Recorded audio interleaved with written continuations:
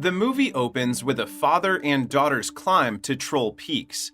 After climbing, the father, Tobias, reminds his daughter, Nora, of the fairy tale about trolls. He then tells her that the great mountain in front of them is actually made from fossilized trolls.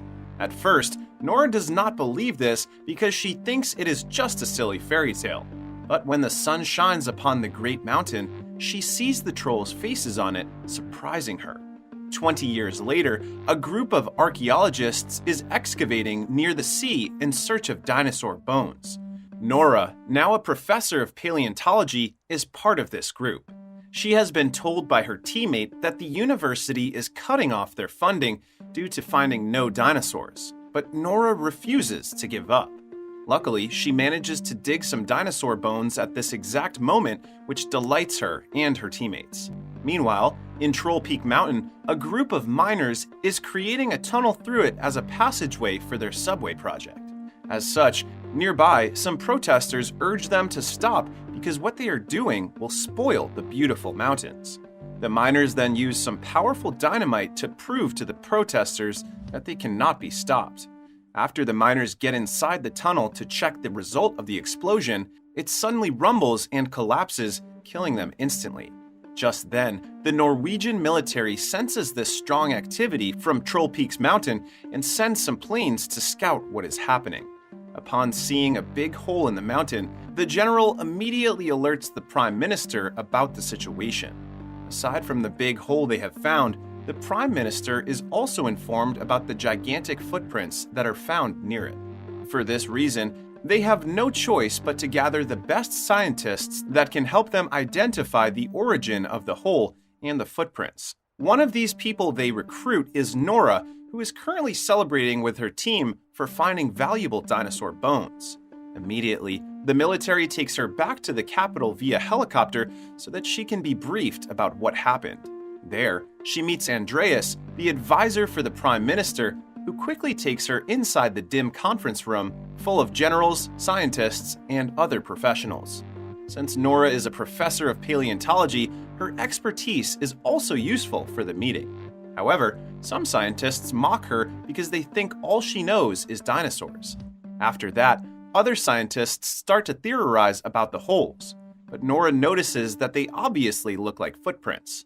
Again, they mock her because there are no creatures that large that can produce such footprints. Here, an intelligence officer, Sigrid, enters the conference room to show the footage from the earlier mining disaster where they confirm that it is indeed a creature that has caused all of this. Despite the footage, the other scientists still believe it is not a creature. But Nora is feisty as she wants to make a move immediately rather than just discussing if it is true or not. Because the Prime Minister likes her attitude, Nora is assigned as a scientific advisor. She is then told by Andreas that they will have to go to a valley due to a recent incident involving an elderly couple's house. Earlier, an elderly couple has a scary close encounter with the creature when their house gets stepped on by it, although they have not seen it with their own eyes. As such, Nora and Andreas head there immediately via helicopter. To pass the time, Andreas talks to her about her interest in paleontology, which she says comes from her childhood love of nature. She then tells him her mother had already died and that her father has lost his mind at some point in his life due to believing too much in fairy tales. Andreas then admits that he always wants to be a writer, but Nora is not listening anymore because she sees the elderly couple's house in ruins. A soldier, Chris, briefs them about what happened. He tells them that the creature walked in the region and then suddenly stopped south, which is miles away from their location. Afterward, the three of them head to a tent to interview the traumatized elderly couple.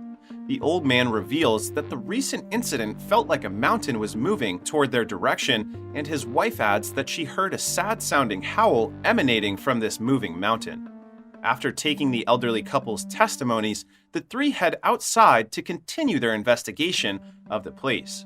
There, Nora checks the footprint using UV light to see if the creature has left a biological imprint.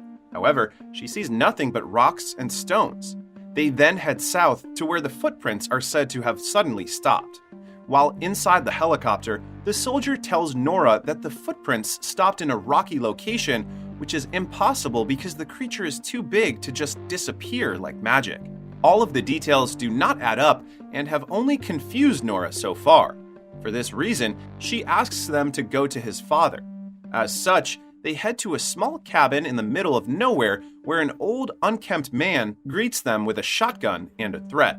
It turns out to be Tobias, and after realizing that it is his daughter, he lowers his gun and lets them in.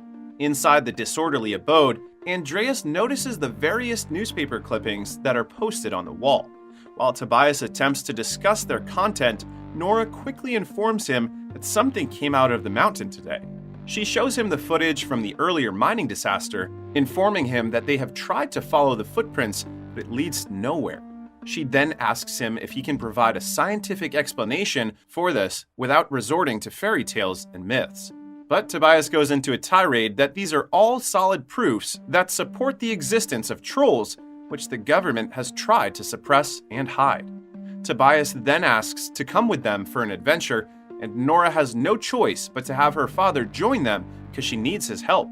As such, they head back to the end of the trail of footprints, where Tobias eagerly looks around for any clue that will confirm the troll's existence. Upon checking the area, he then tells his daughter that the landscape has changed based on the map. While they are close to each other, Tobias takes this opportunity to tell Nora that she has lost her childlike curiosity and wonder, prompting Nora to tell him that she has simply grown up. Suddenly, the father and daughter notice an eye popping out from the rocks. As it turns out, the rocky region where they are standing is actually just a resting troll in disguise, therefore proving that trolls do exist. After they speedily escape via helicopter, they immediately send the footage of the troll to the military, alarming the Prime Minister and her cabinet members. For this reason, Nora, Andreas, Chris, and Tobias head to a nearby base to discuss with the Prime Minister what they have seen via video call. Although Nora warns her father not to mention the word troll to describe the creature, Tobias still says it proudly to the Prime Minister's cabinet. He even tells them that their meddling with nature has caused its rampage. Not wanting to believe the old man, the Prime Minister decides to implement military action against the troll. Because of this, Nora reprimands her father for having another tirade about myths and fairy tales. Tobias then tells her that their adventure has just begun, which rekindles Nora's childlike curiosity. As such, Nora, Tobias, and Andreas urge Chris to let them come to the military operation.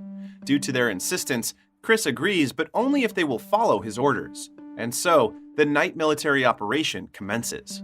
While waiting for the troll's arrival, the father and daughter reconcile as they talk about the past before they fell apart.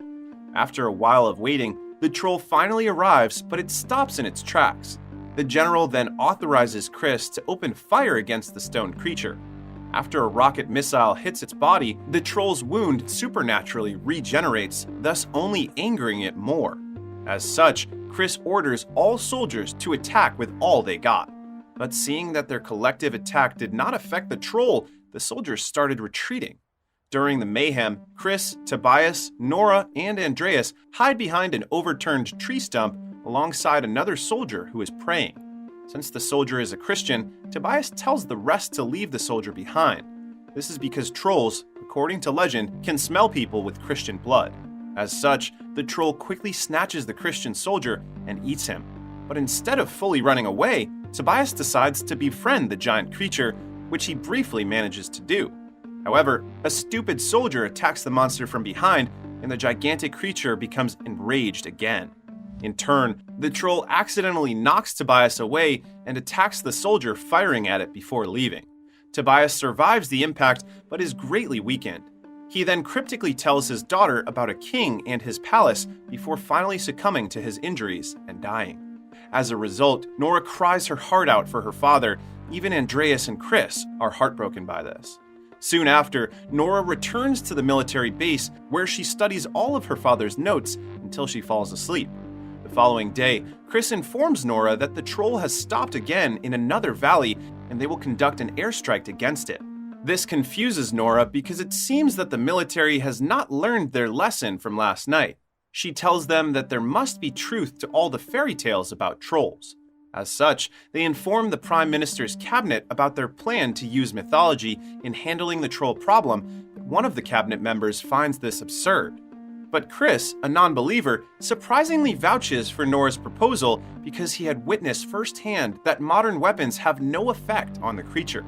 In turn, the general has welcomed this suggestion because they have to explore all possible options. As such, the Prime Minister agrees to go with her plan. However, they receive news that the troll is moving toward an amusement park.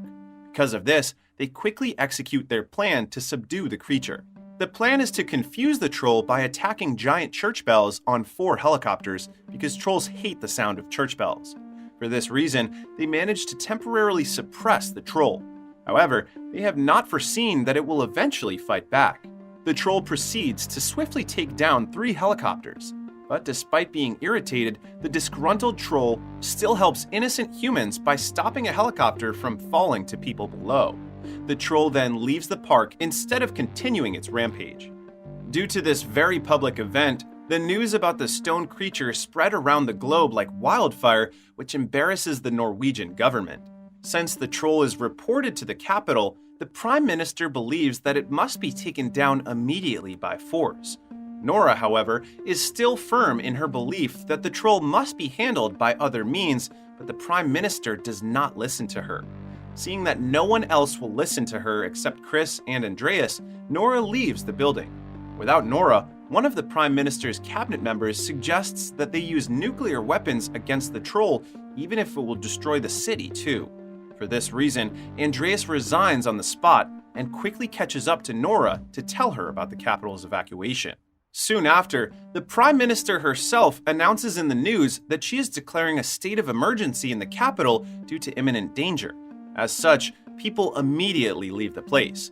While Andreas and Nora are driving away from the capital, Nora is fixated on the word Sinding, which is repeatedly written in her father's book, but she has no idea of the meaning.